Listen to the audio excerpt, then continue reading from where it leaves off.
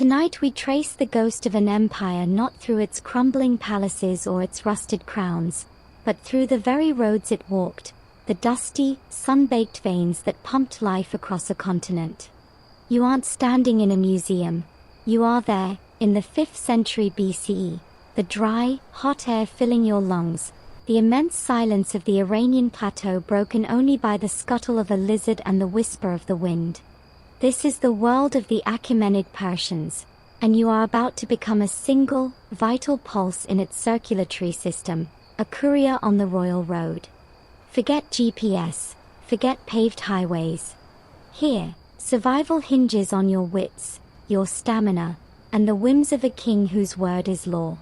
The distances are so vast, the terrain so merciless, that frankly, if you were plopped down here with just the clothes on your back, you probably wouldn't survive the week.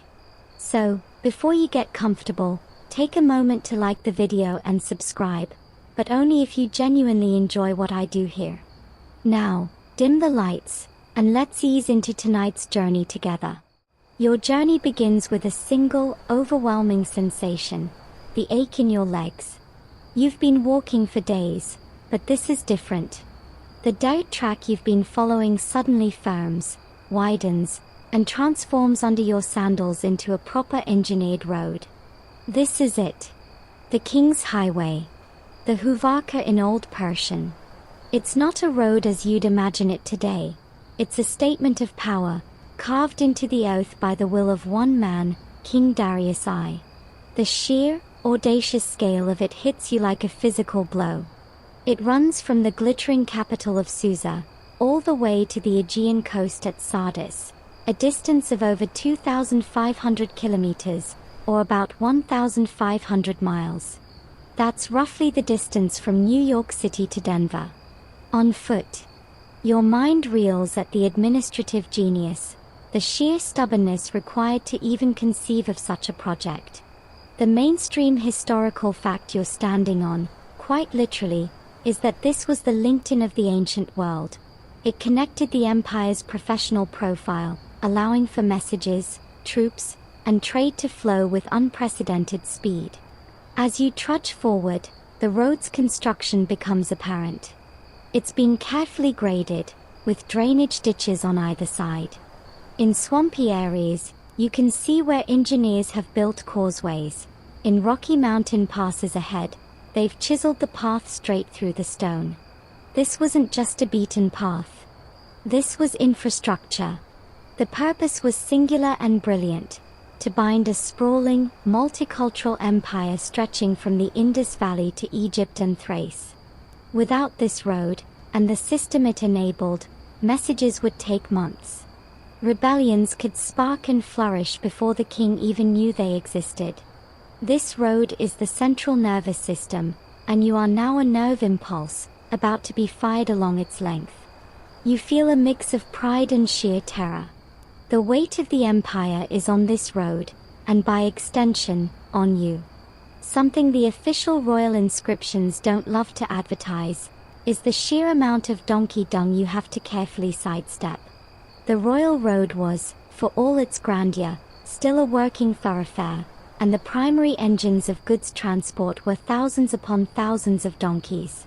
Their legacy is everywhere, a pungent reminder that even the most majestic systems are built on the backs of humble creatures and the messy realities of their biology. You share the road with merchants leading lumbering caravans, with families migrating to new lands, with soldiers being rotated to a new garrison. It's a river of humanity, all flowing according to the rhythm the empire has set for them. Historians still argue whether Darius I was the sole genius behind the entire network or if he was simply the master organizer who consolidated and vastly improved upon pre-existing trails used by earlier empires like the Assyrians and Babylonians. Was he the original architect, or the world's most effective project manager? The truth is probably a mix, but his name is the one stamped on the milestones, his voice the one that echoes in the command that built it. As the sun beats down, you see one of those very milestones ahead, a stone marker telling you the distance to the next major station. It's a small thing, But in this vast, empty landscape, it's a promise. A promise that you are on the right path, that the Empire knows you are here, and that it expects you to keep moving. You adjust the strap of your pack, feel the imaginary, or perhaps not so imaginary, sealed scroll tucked safely inside, and take another step forward, into the heartbeat of Persia. The ache in your legs is a constant companion, but the rhythm of the road is starting to become your own. You fall into a trance, one foot in front of the other, the pale, compacted earth of the royal road a stark ribbon against the dusty plains. It's in this hypnotic state that you first hear it, a distant, rhythmic drumming that grows steadily louder, more urgent. Before you can fully register the sound, a cloud of dust appears on the horizon, moving toward you at an impossible speed. You scramble to the edge of the road, the merchants and their donkeys doing the same with practiced haste. And then they flash past you, the Angarium, the mounted couriers of the king. There is no mistaking them. These are not weary travelers like you. They are the Empire's elite athletes, its human arrows. You get only a fleeting impression, a man, his face wrapped against the dust and sun, bent low over the neck of a lathered, magnificent horse. The horse's hooves are a thunderous blur, its eyes wide with exertion. The rider doesn't even glance in your direction. His entire world has narrowed to the road ahead and the sacred duty entrusted to him. He carries the king's words, and for him, nothing else exists. The mainstream historical fact you're witnessing here is the backbone of Persian logistics, a relay system so effective it inspired the motto of the modern U.S. Postal Service. Neither snow, nor rain, nor heat, nor gloom of night stays these couriers from the swift completion of their appointed rounds. That was Herodotus, a Greek historian, writing about these very men with a kind of grudging awe. They weren't just fast, they were relentless. You watch the rider disappear ahead in a new cloud of dust, and the normal, slow rhythm of the road resumes. But now you understand the true magic of this system. That rider will not ride his horse into the ground.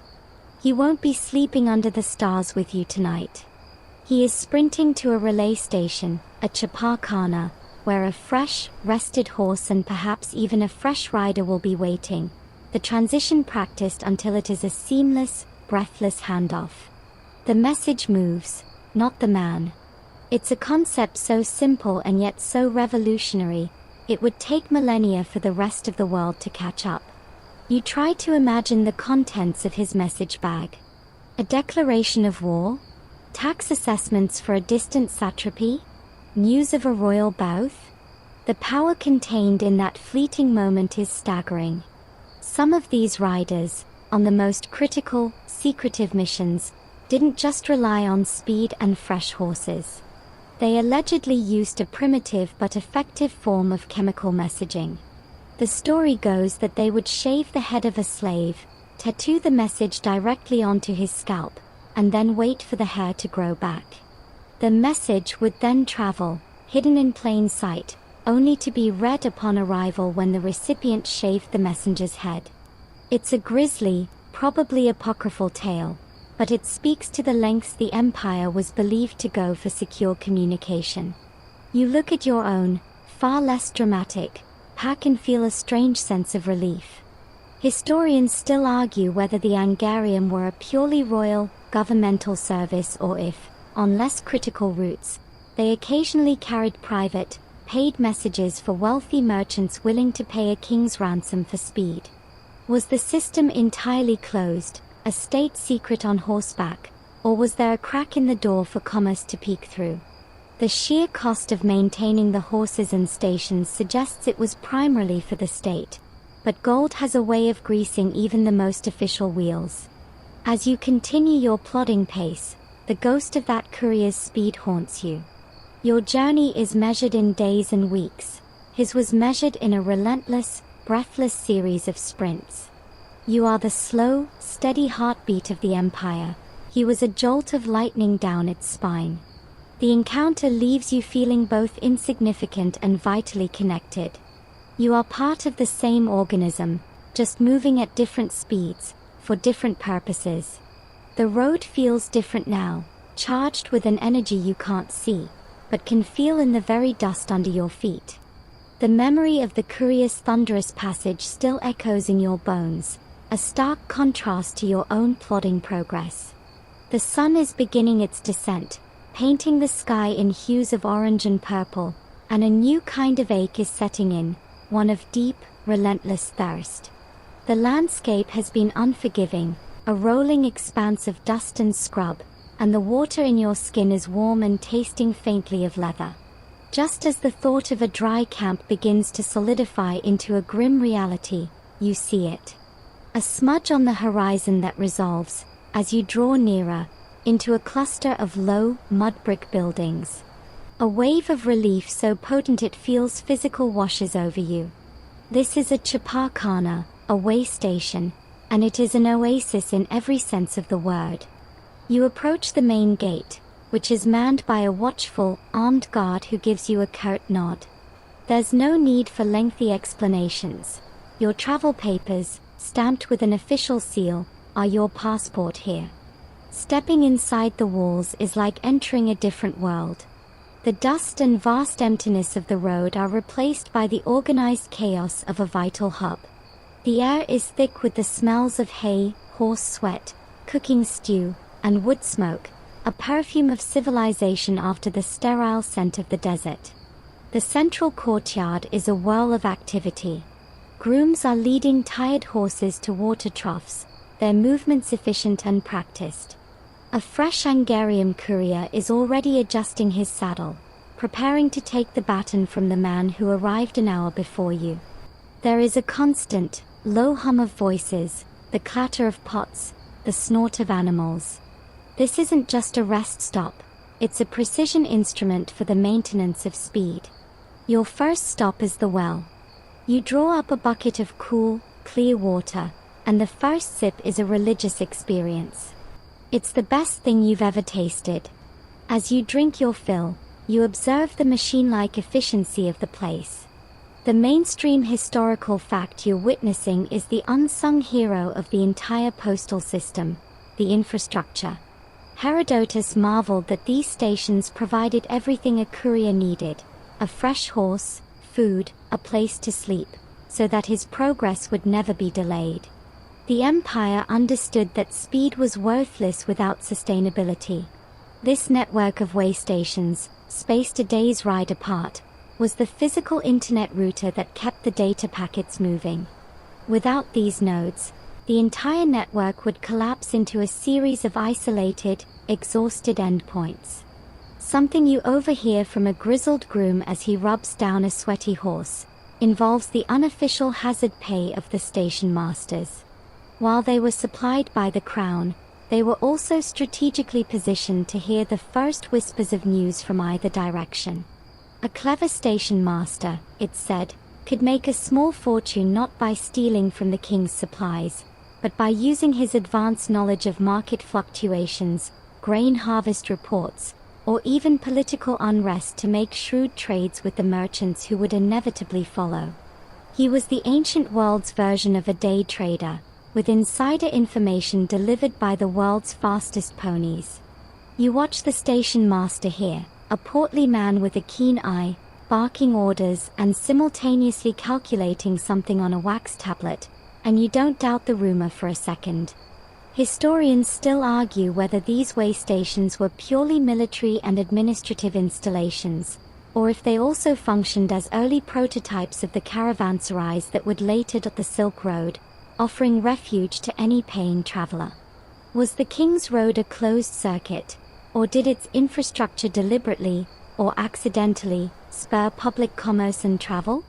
The evidence is fragmentary, but the presence of merchants like you, granted official passage, suggests a system that, while designed for the state, couldn't help but benefit the economy it was built to control. As you settle down with a bowl of simple, hearty stew, the sounds of the station lull you into a state of exhausted contentment. The fear of the empty wilderness is gone, replaced by the secure hum of a system that works. For tonight, At least, you are safe, fed, and part of the great, beating heart of the empire. The stew sits warm in your belly, and the relative comfort of the chaparkhana makes the pre-dawn chill even more biting. You're roused not by a gentle hand, but by the organized urgency of the station. In the gray half-light, you see the couriers preparing for their next leg, their breath pluming in the air. Your own purpose here is reaffirmed when the station master himself approaches you, his expression all business. He doesn't hand you a simple message. He presents you with a cylindrical case of polished wood, sealed shut with a lump of clay imprinted with a complex, official seal. The weight of it in your hands feels immense. This is no merchant's invoice or personal letter. This is a sealed diplomatic communiqué, likely from a regional governor, a satrap, destined for the court at Susa or Persepolis. You are no longer just a traveler. You are a designated, temporary link in the chain of command. The mainstream historical fact you're now embodying is the immense bureaucracy that made the Persian Empire function. This scroll in its case is part of a river of administrative paperwork that flowed constantly along these roads: tax records, census data, judicial rulings, military dispatches. The empire was run by scribes and clerks as much as by soldiers and kings. The security of this message is paramount. The clay seal is its lock. To break it is to invite a death sentence. You're given strict instructions. Hand this only to the commander of the imperial garrison at the next major city, a journey of several days. There is no room for error, no acceptance of delay. The sense of personal responsibility is crushing. The gossip of merchants and the thrilling speed of the Angarium were one thing. This is the cold, hard reality of imperial power, and it's now resting in your pack. As you set out, the road feels different. Every stranger's glance feels assessing. Every rustle in the scrub beside the path feels like a potential threat. You find yourself constantly adjusting the strap of your pack, your fingers brushing against the wooden case as if to reassure yourself it's still there. You heard a cynical scribe mutter back at the station, "Involves the seals themselves." While they were meant to be unbreakable, the scribe claimed that a skilled forger, with access to the right kind of clay and a stolen impression of a satrap's seal ring made in wax, could theoretically open and reseal a message without detection. It was the ancient world's version of hacking an encrypted email. The very thought makes you paranoid. You find yourself studying the seal on your case, looking for any tiny, telltale crack or imperfection that might suggest it had been tampered with before it even reached you. Historians still argue whether the feigned efficiency of the Persian postal system was due more to its revolutionary relay structure or to the rigid, almost obsessive, bureaucratic protocols that governed every scroll, every seal, and every messenger. Was it the speed of the horse or the unbreakable authority of the seal that truly held the empire together? The truth, likely, is that they were two halves of a whole. The relentless physical motion of the couriers given meaning and direction by the static, unmovable weight of the bureaucracy. Your journey now is a perfect metaphor for that symbiosis. Your feet provide the motion, but the sealed scroll in your pack provides the purpose. Every step you take is measured, deliberate, your eyes scanning the road ahead not just for landmarks, but for any sign of danger. You are no longer just walking. You are performing a duty, and the weight of an empire, or at least a small, crucial piece of it, is squarely on your shoulders. The sealed scroll in your pack is a lodestone, its invisible weight making your shoulders ache more than your legs. The road has been kind, a straight shot across a flat, dusty plain, but now a new obstacle emerges on the horizon, a silvery ribbon of water, wide and sluggish, cutting across your path like a careless scratch on a map. This is one of the many unnamed arteries that eventually feed the Great Tigris, and it is a formidable barrier. The royal road doesn't detour. It marches straight to the bank and expects a solution to present itself. You see it now, a flotilla of strange, crescent-shaped boats, looking like giant, woven baskets sitting on the water. These are kufas, the traditional coracles of Mesopotamia, and they are your taxi across. The process is anything but swift. You join a small queue of travelers and a couple of patient donkeys, all waiting their turn. The boatmen are a grizzled, competent lot, their movements economical as they pole the ungainly-looking vessels across the current. The mainstream historical fact you're confronting here is one of the most persistent challenges of ancient logistics: river crossings. Bridges were monumental, expensive projects, often vulnerable to floods or military attack. Ferries, while slower, were flexible, cheaper, and harder to disable. The Persian administration didn't fight the geography, it co-opted it, likely contracting with local boatmen whose families had plied this river for generations. This was the empire working with the grain of the land, inserting its will into existing systems of transport and trade. Your official status gets you to the front of the line, a small but significant perk that underscores the priority of the king's business. When it's your turn, you step gingerly into the kufa. It's made of reeds and palm fibers, waterproofed with bitumen, and it wobbles alarmingly under your feet. The ride is a slow, spinning drift rather than a direct crossing, as the boatman uses his pole not just to push, but to steer against the current. The water is a murky green-brown, and you can't help but wonder what lies beneath the surface. A whisper by a superstitious merchant back at the caravanserai is that some of these river folk worship specific water deities and would make small offerings, a bit of bread, a dried fish, tossed into the current before a crossing, to ensure a safe passage and, more practically, to keep the river's mythical guardians from tipping their boat.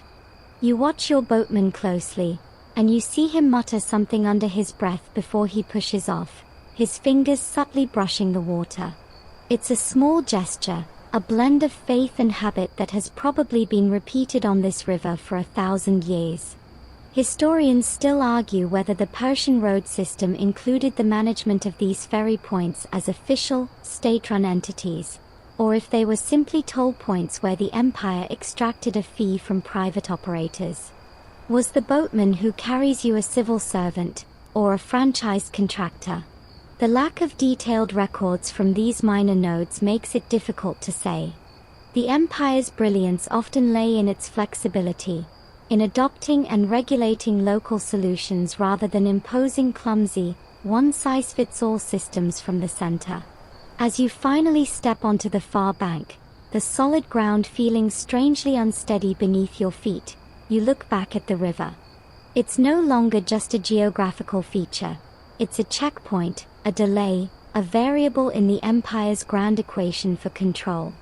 The scroll in your pack is safe, but for a tense half-hour, its fate was in the hands of a boatman, a bundle of reeds, and the whims of a river.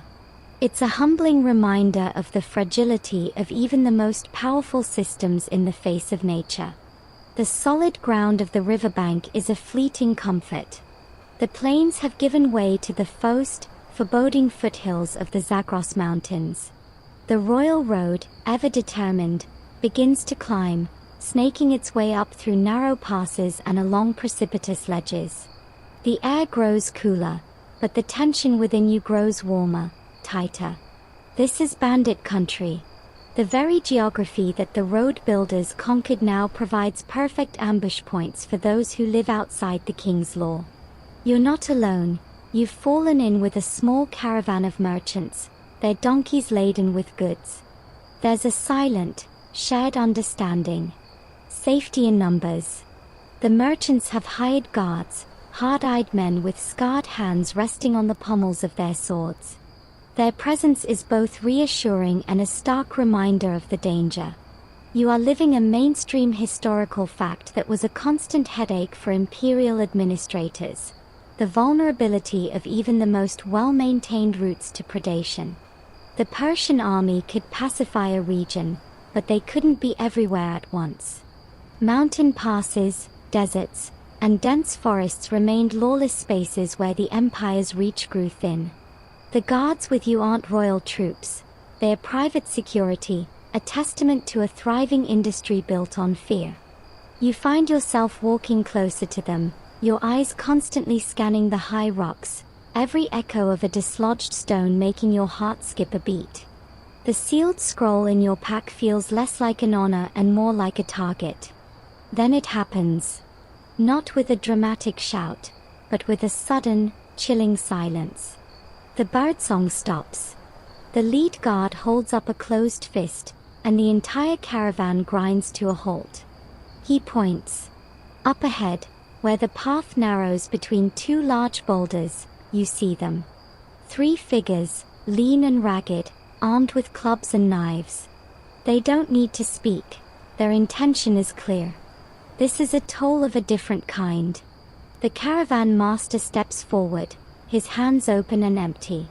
A negotiation begins, tense and quiet. It's a dance as old as trade itself. A grizzled old guard at the last way station seems less like a joke and more like a survival tip. He claimed that some bandit gangs, especially those preying on the official routes, were surprisingly organized. They weren't just random cutthroats. They were often disgraced soldiers or dispossessed locals, and they had their own intelligence networks. They knew which caravans were rich, which were lightly guarded, and, most chillingly, they sometimes knew when a courier carrying something valuable, but not an entire military detachment, was due to pass through. The idea that your presence might have been anticipated sends a fresh wave of cold fear through you. Historians still argue whether banditry on the royal road was a mere nuisance, a cost of doing business, or a genuine strategic threat that could sever imperial communications for days or weeks at a time. Were these bandits a manageable flea on the elephant of the empire, or could a particularly large and well-led group actually threaten the system's integrity?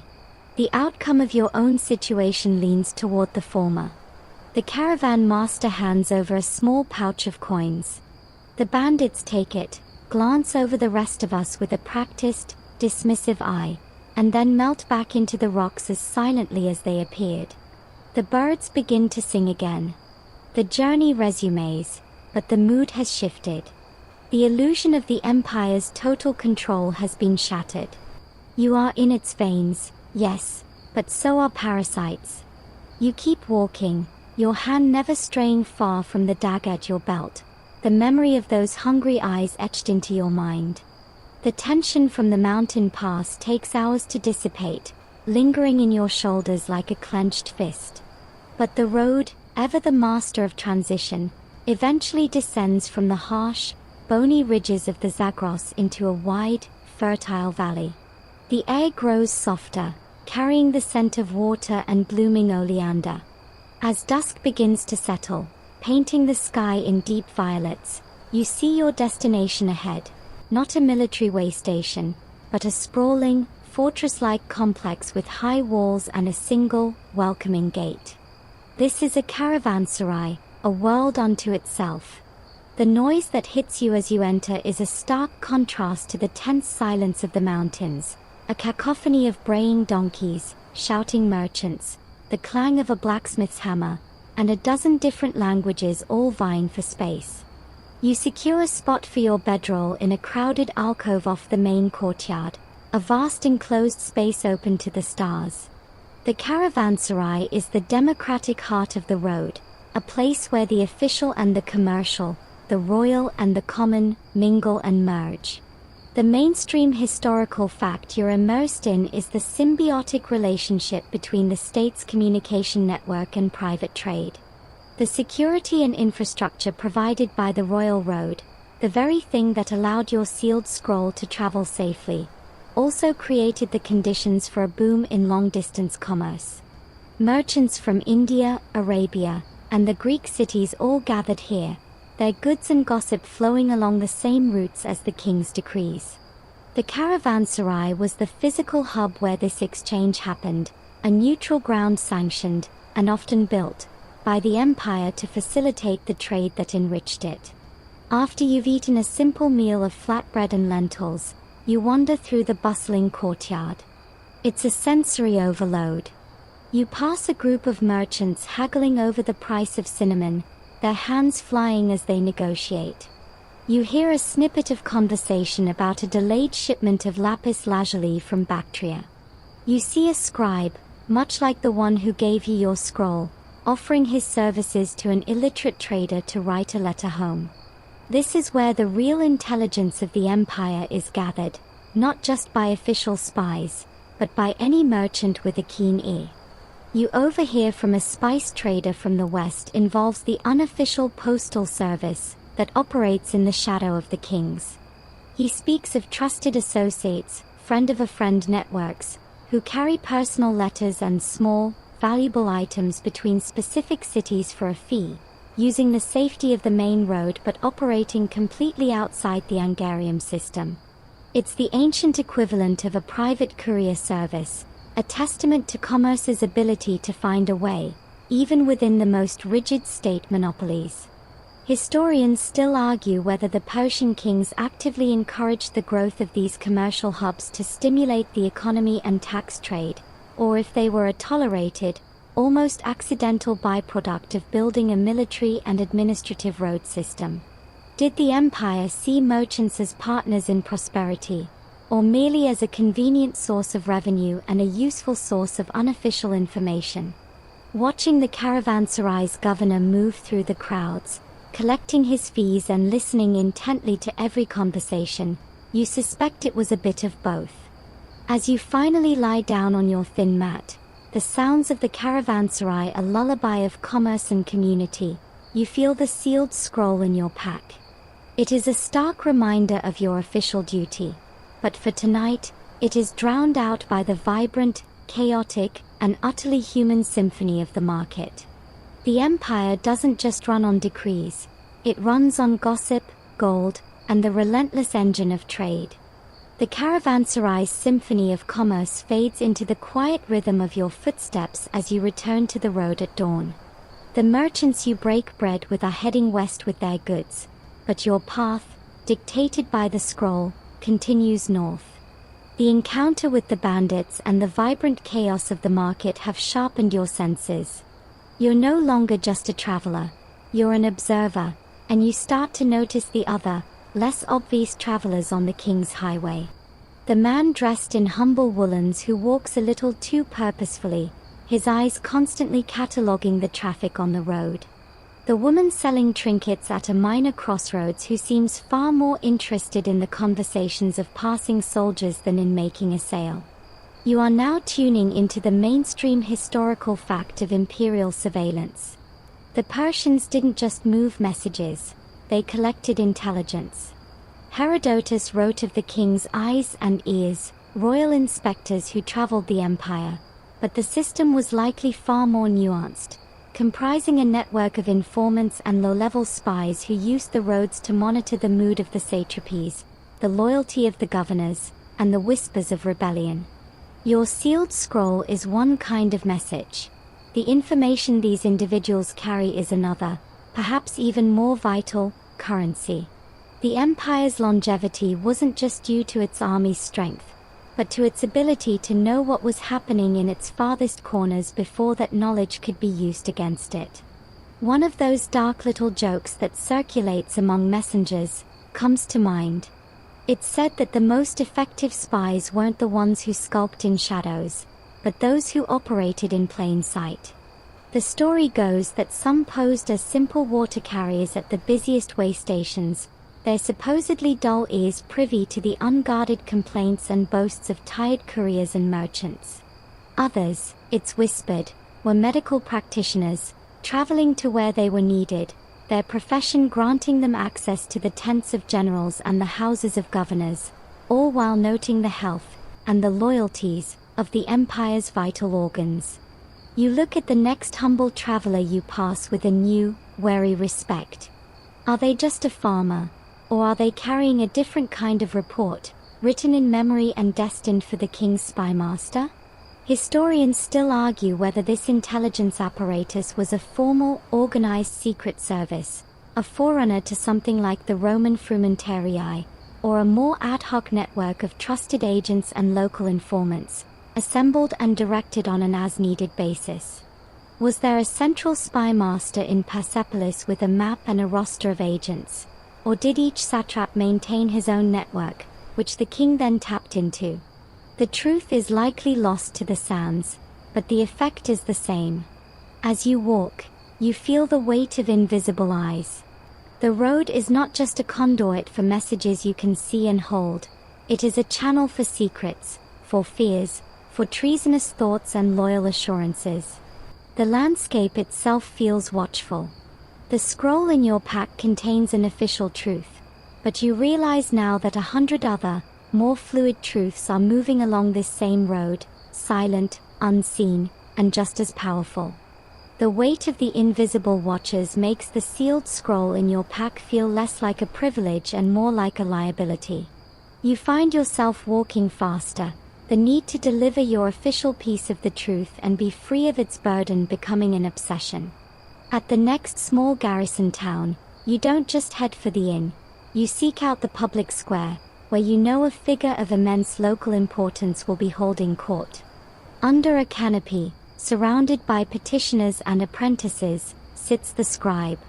He is the human engine of the empire, the man who translates power into words and words into action.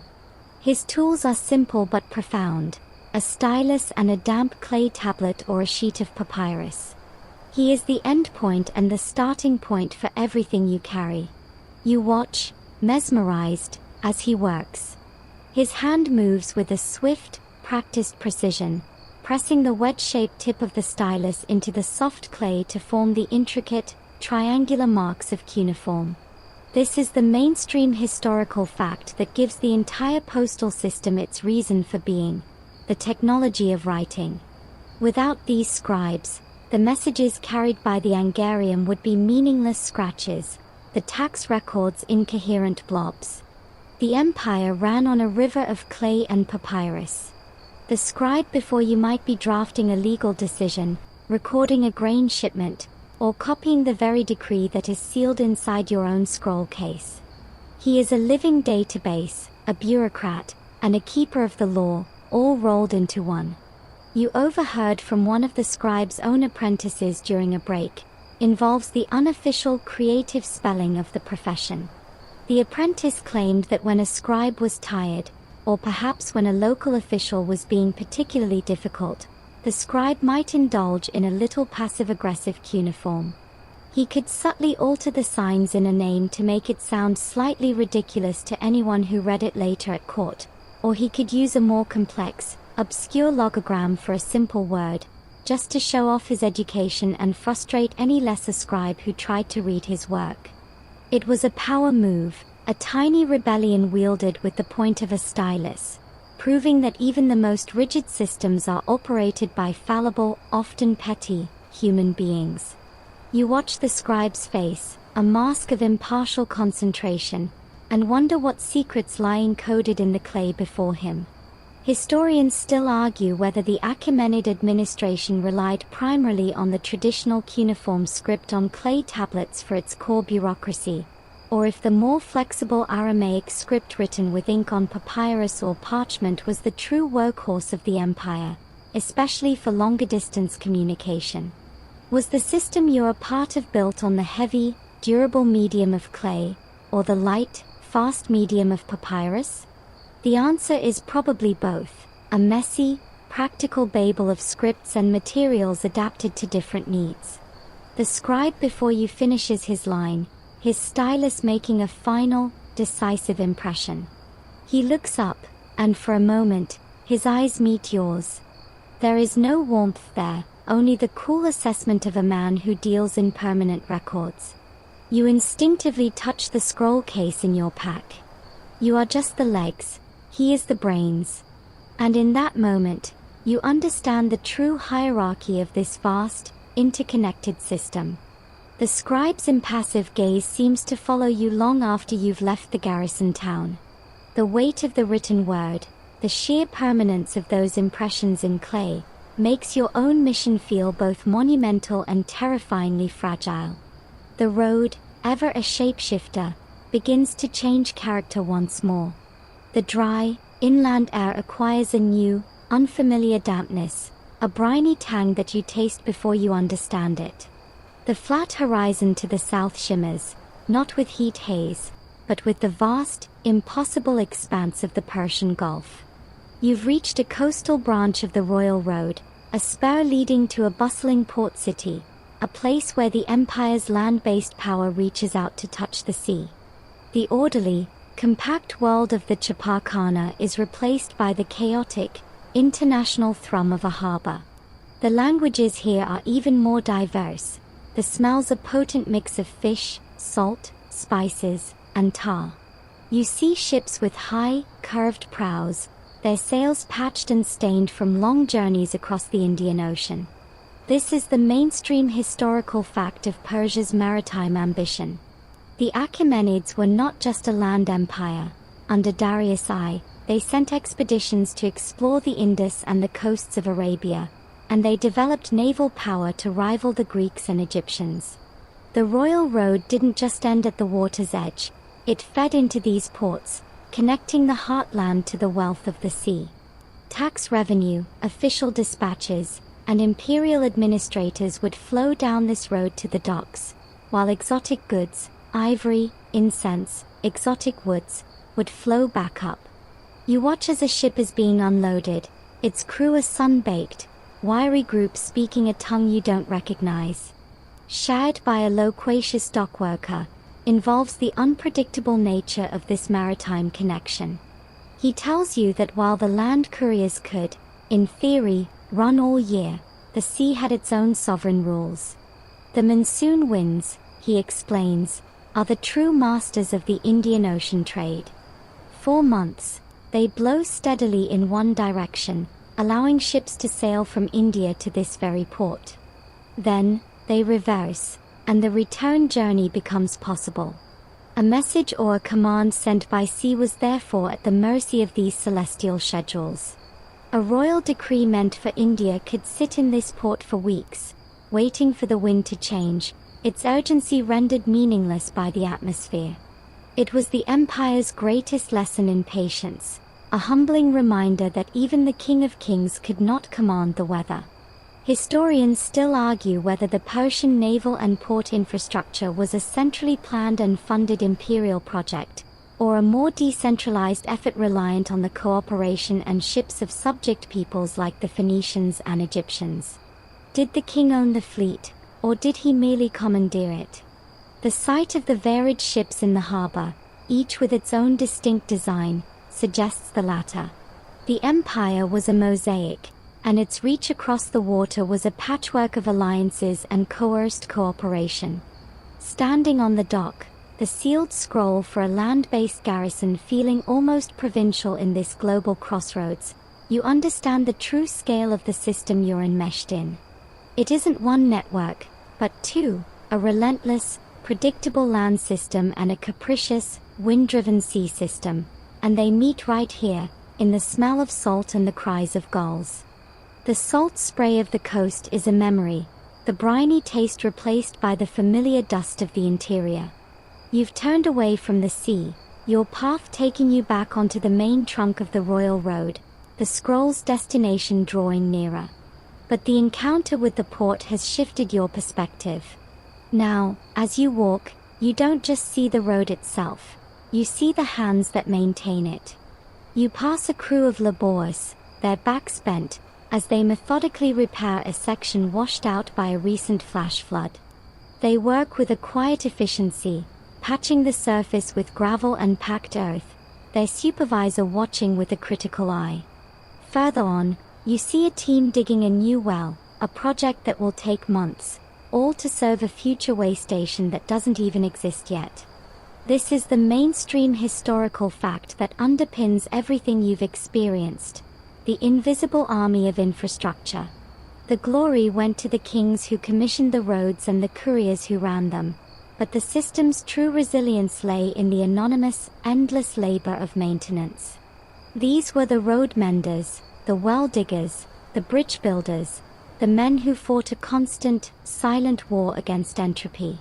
They were conscripted from local communities, paid from the imperial treasury, and their work was the unglamorous, essential bedrock upon which the empire's speed and efficiency were built. Without them, the royal road would have been swallowed by the desert or washed into gullies within a generation.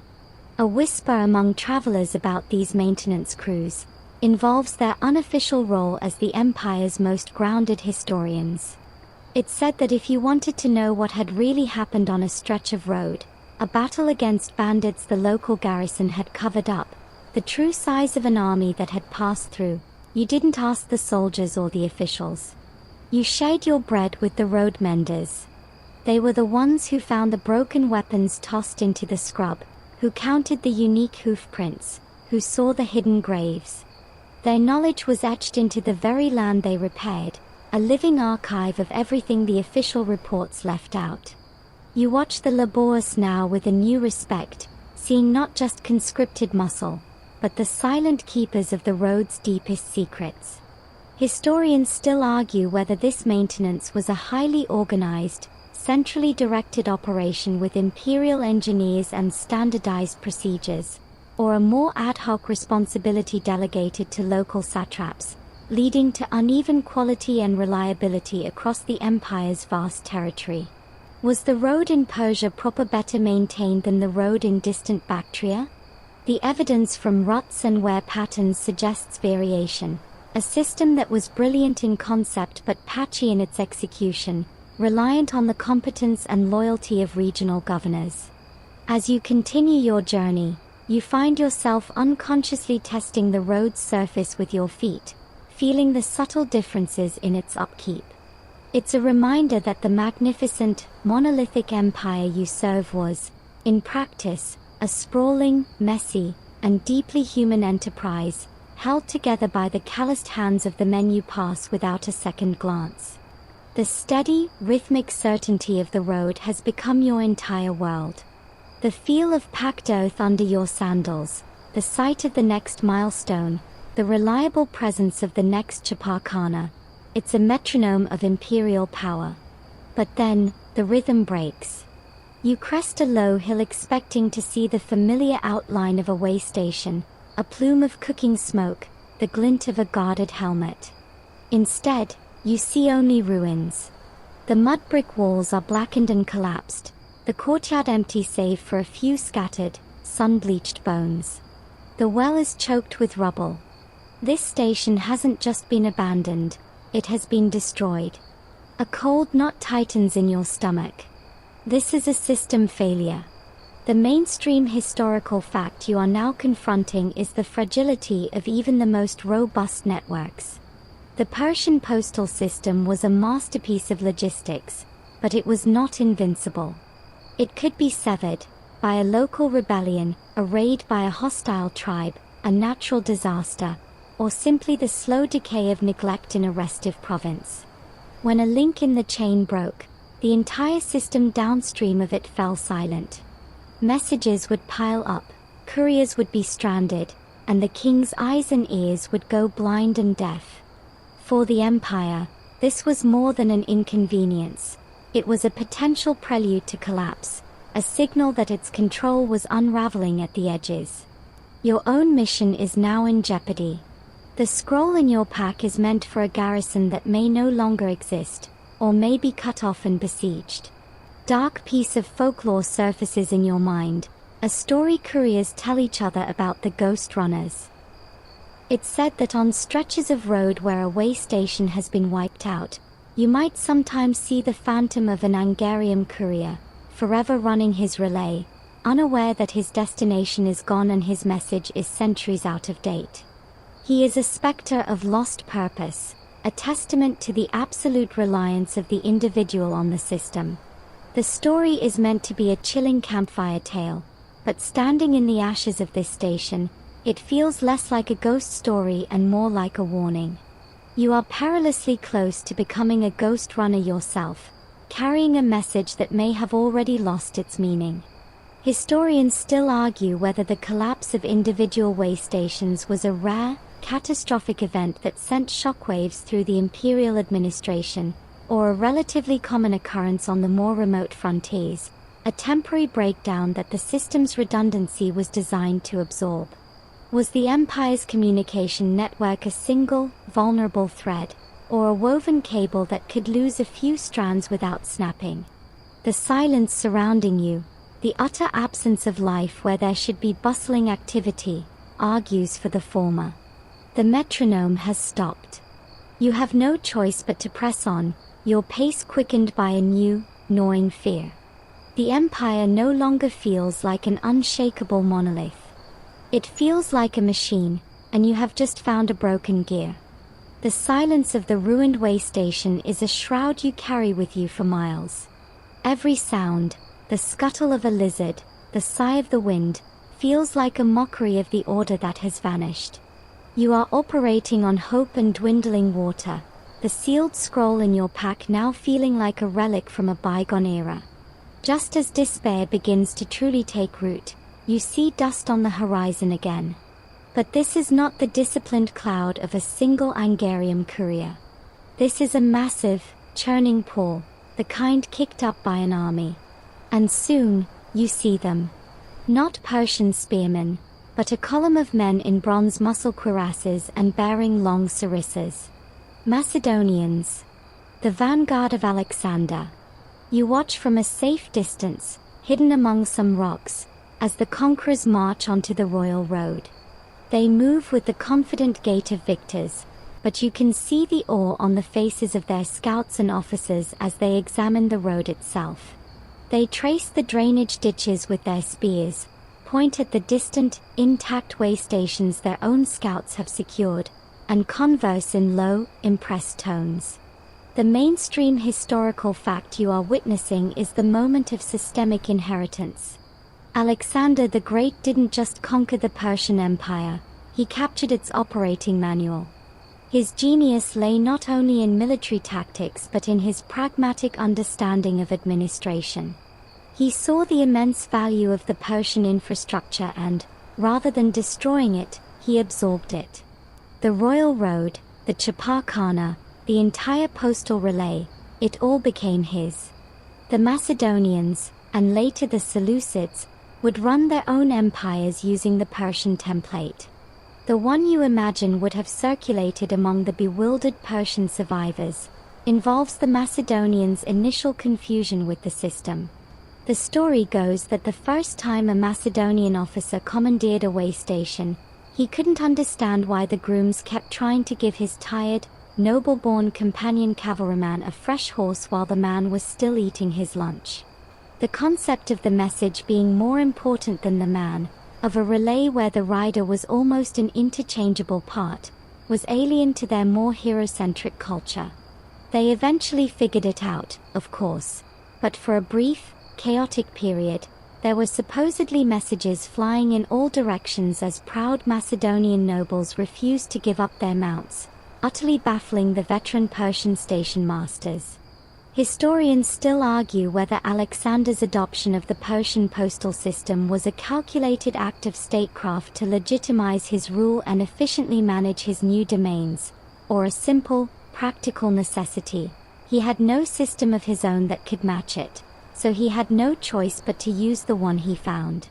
Was it a tribute to the system's brilliance, or merely the path of least resistance? Watching the column march past, their foreign armor looking utterly out of place on this most Persian of constructions, you feel a strange, melancholy sense of continuity.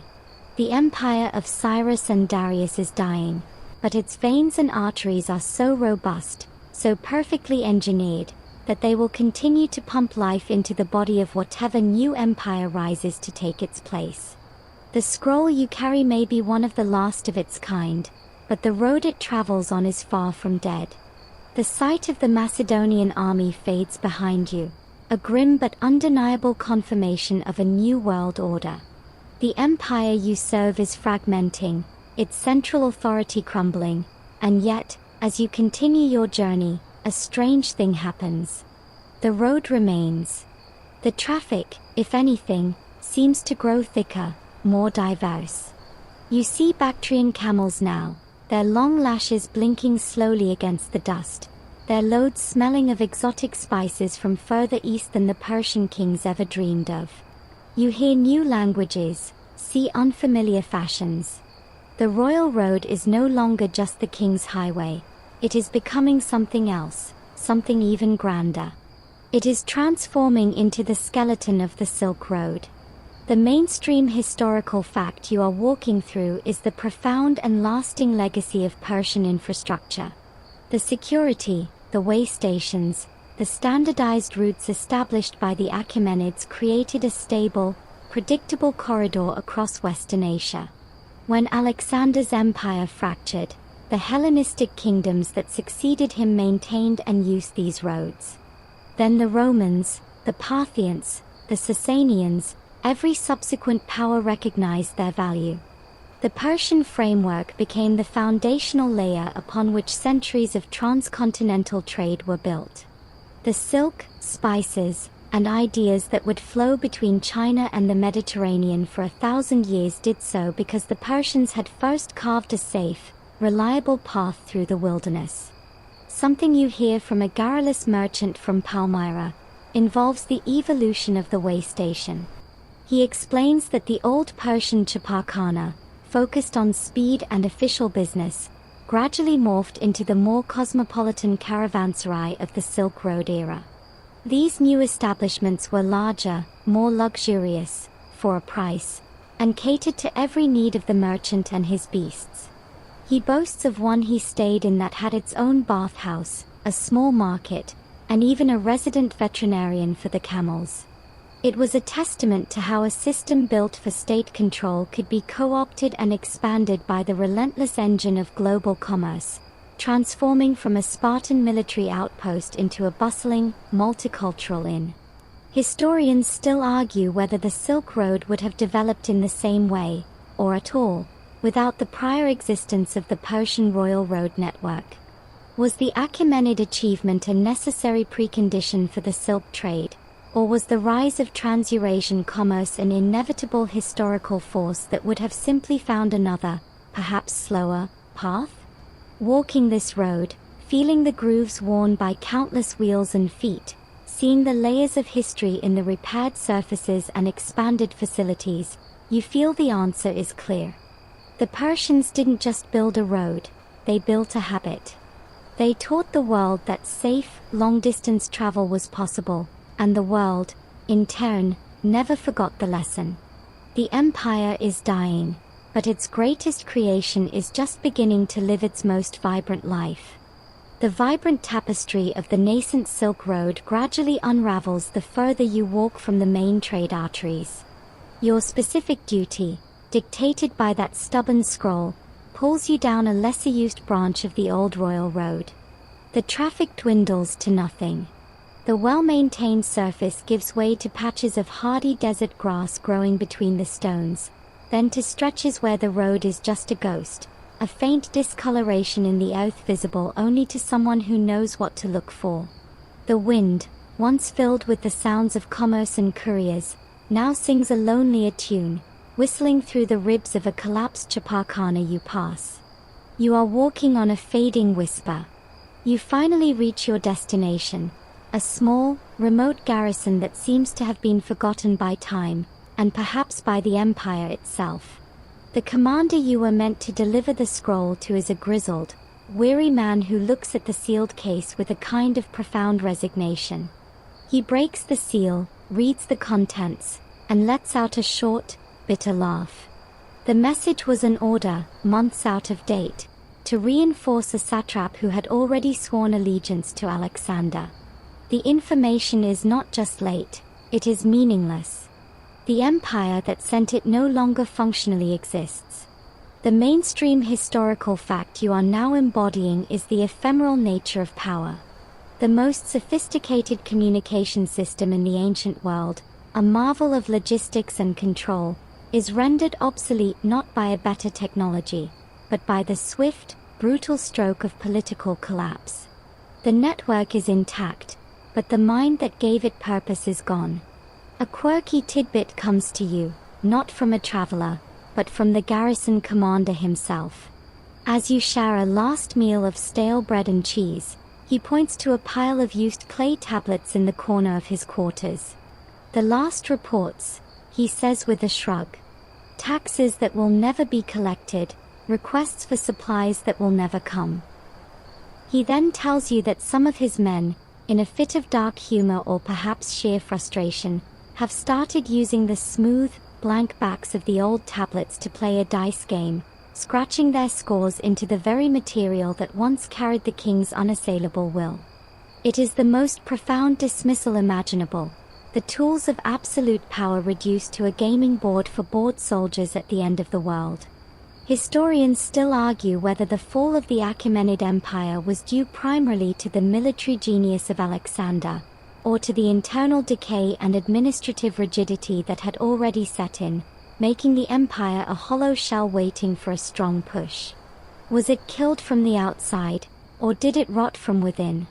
Holding the now useless scroll, watching the commander toss it onto a fire to heat his evening wine, you see that the answer doesn't matter. The result is the same. The great heart has stopped beating.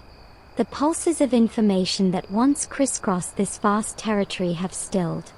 You stand up, leaving the garrison behind, and take one last look at the fading path beneath your feet.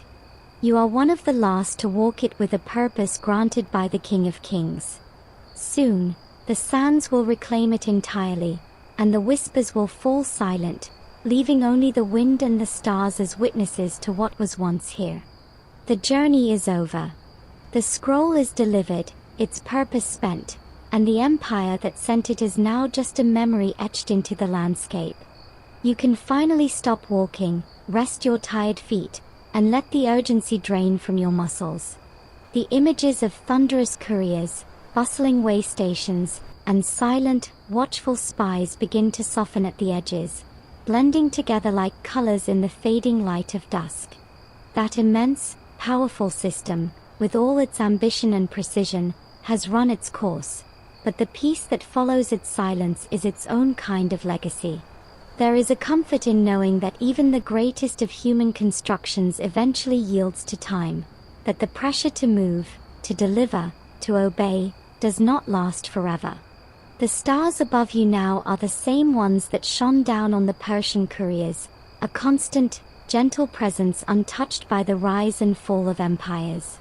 So let the dust settle. Let the road, both the physical one beneath your feet and the frantic one in your mind, finally grow quiet. There is no more need to hurry. No more messages to carry. Just the deep, slow rhythm of your own breathing, and the vast, forgiving silence of the night wrapping around you like a soft blanket, easing you into a rest you have truly earned. Sleep now.